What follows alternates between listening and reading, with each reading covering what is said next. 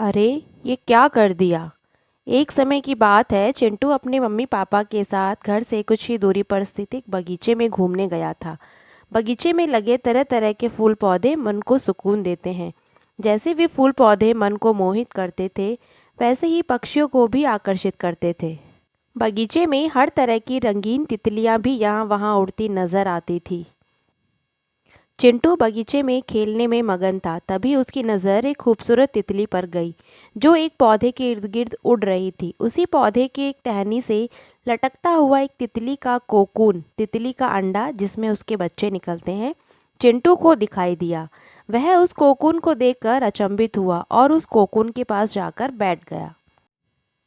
कुछ समय तक उस कोकून को देखता रहा, क्योंकि एक तितली अपने शरीर को उस छोटे से छेद से निकालने के लिए संघर्ष कर रही थी। चिंटू बहुत ही ध्यान से देख रहा था, क्योंकि उसे तितली को देखकर मज़ा आ रहा था। वह तितली बहुत ही संघर्ष कर रही थी, पर वह कोकून से बाहर नहीं निकल पा रही थी। अंडे से बाहर आने के लिए बहुत संघर्ष करने के बाद कुछ समय के लिए वह शांत हो गई। तितली को शांत देखकर चिंटू विचार में पड़ गया।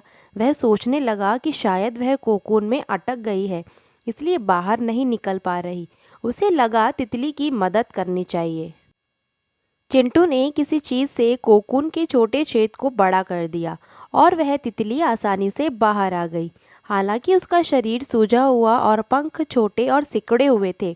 तितली के कोकून से बाहर आते ही चिंटू बहुत खुश हुआ, क्योंकि उसे लगता था कि उसने तितली की मदद करके अच्छा काम किया है। तितली अंडे से बाहर आ तो गई, पर वह उड़ नहीं पा रही थी। काफ़ी समय हो गया, पर तितली के न उड़ने से चिंटू गहरी सोच में पड़ गया। चिंटू ने अपनी माँ को बुलाकर यह सारा वाक्य बताया। तब माँ ने चिंटू को समझाया, बेटा, तुमने इस तितली के साथ बहुत ही गलत किया है। वह अब कभी उड़ नहीं पाएगी, ऐसे ही रेंगते हुए अपना जीवन व्यतीत करेगी। यह बात सुनकर चिंटू ने अपनी माँ से पूछा, पर क्यों? तब चिंटू की माँ ने उसे समझाते हुए बताया, तितली का कोकून से बाहर आने का यह तरीका प्राकृतिक है। जब तितली कोकून की झिल्ली से बाहर आने के लिए संघर्ष करती है, तब उसके पंख मजबूत हो जाते हैं। जब वह संघर्ष करती है, तब उसके शरीर से तरल पदार्थ उसके पंखों में आता है, जो उसे उड़ने के लिए तैयार करता है और वह आसानी से उड़ सकती है। लेकिन अगर वह कोकून से बाहर आने के लिए संघर्ष ही नहीं करेगी, तो उड़ेगी कैसे? माँ की ये बातें सुनकर चिंटू को बहुत दुख हुआ। लेकिन चिंटू अब यह जान चुका था कि जीवन में संघर्ष करना बहुत ही ज़रूरी है, नहीं तो आदमी कमज़ोर हो जाता है और जीवन में आगे नहीं बढ़ पाता है। इस कहानी से यह सीख मिलती है कि जीवन में संघर्ष ही हमारी ताकत को विकसित करता है। संघर्षों के बिना हम कभी विकसित नहीं होते हैं और कभी मजबूत नहीं बन पाते हैं।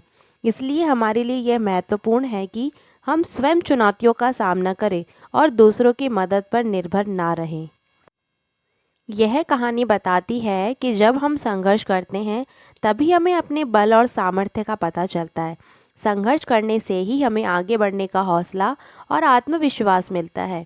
अंततः हम अपनी मंजिल को हासिल कर ही लेते हैं। संघर्ष हमें जीवन का अनुभव कराता है।